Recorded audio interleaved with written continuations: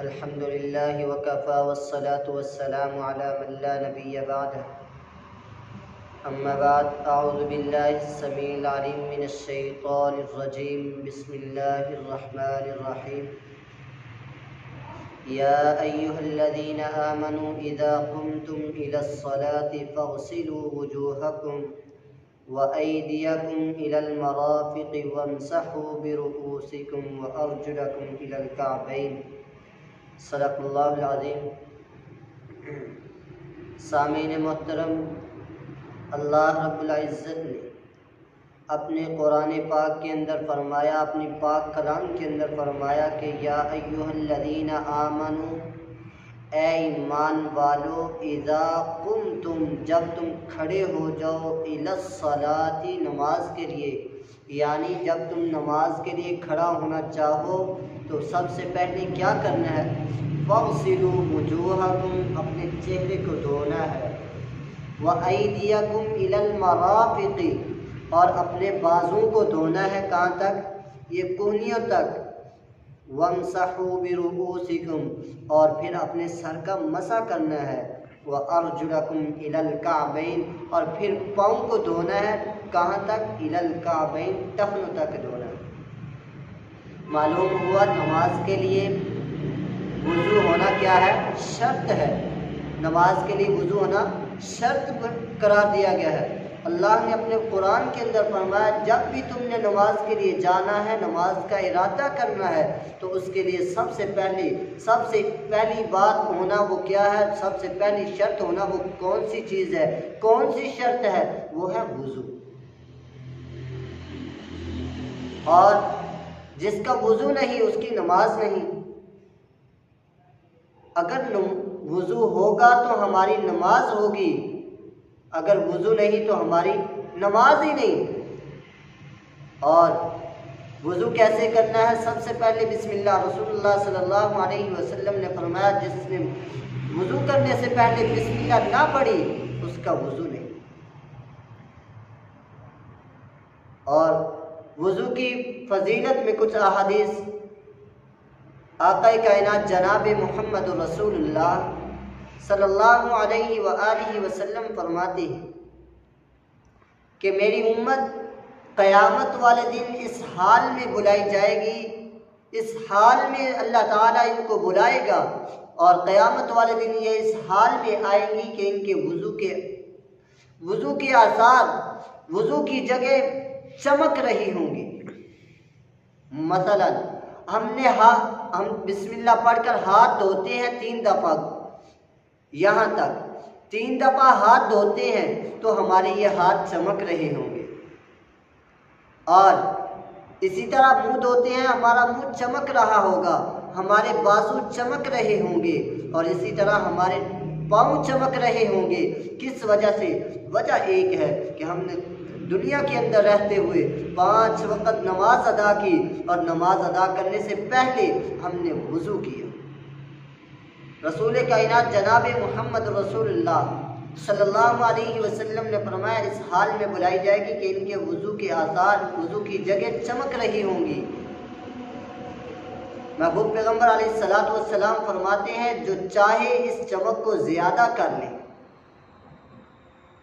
یعنی یہاں تک دھونا تو یہاں تک کر لو، یا اس کا ایک معنی اور بھی ہے، وضو کی چمک زیادہ کر لو، یعنی اپنے وضو کی آثار کو زیادہ چمکدار کر لو، زیادہ سفید کر لو. کیسے؟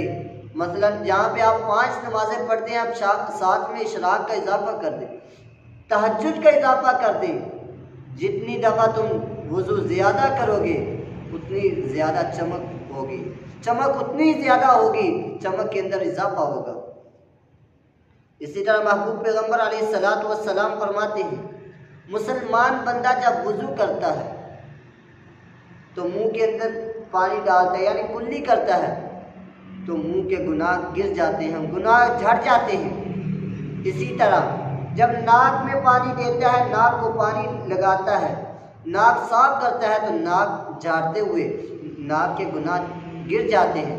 اسی طرح پھر منہ دھوتا ہے تو منہ کے گناہ نکل جاتے ہیں، یعنی آنکھوں کے گناہ، اسی طرح پلکوں کے گناہ گر جاتے ہیں۔ اور جب انسان ہاتھ بازو دھوتا ہے بازو کے گناہ، اسی طرح سر کا مسح کرتا ہے سر کے گناہ جڑ جاتے ہیں، اور اسی طرح پاؤں کے گناہ جس سے ہم چل کر ہم گناہ کی طرف جاتے ہیں، بدکاریاں کرتے ہیں۔ آج ہمارے اس معاشرے کے اندر بدکاری اتنی عام ہو چکی ہے، ہم نے اسے گناہ تک نہیں سمجھا۔ جن پاؤں کے ساتھ چل کر جاتے ہیں، اگر ہم وضو کریں گے تو ہمارے پاؤں کے گناہ بھی گر جائیں گے۔ اور اسی طرح رسول اللہ صلی اللہ علیہ وسلم نے فرمایا،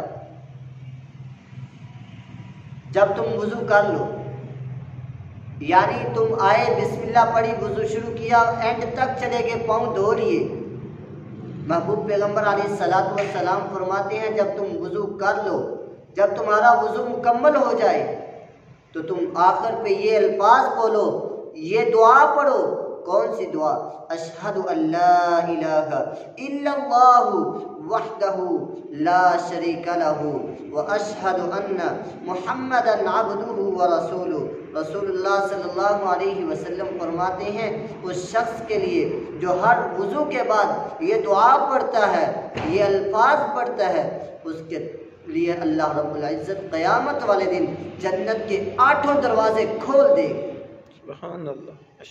اب ہمیں چاہیے، ہمیں سوچنا چاہیے کہ ہم ان دروازوں کو، جنت کے دروازوں کو بند کریں یا ان کو کھولیں۔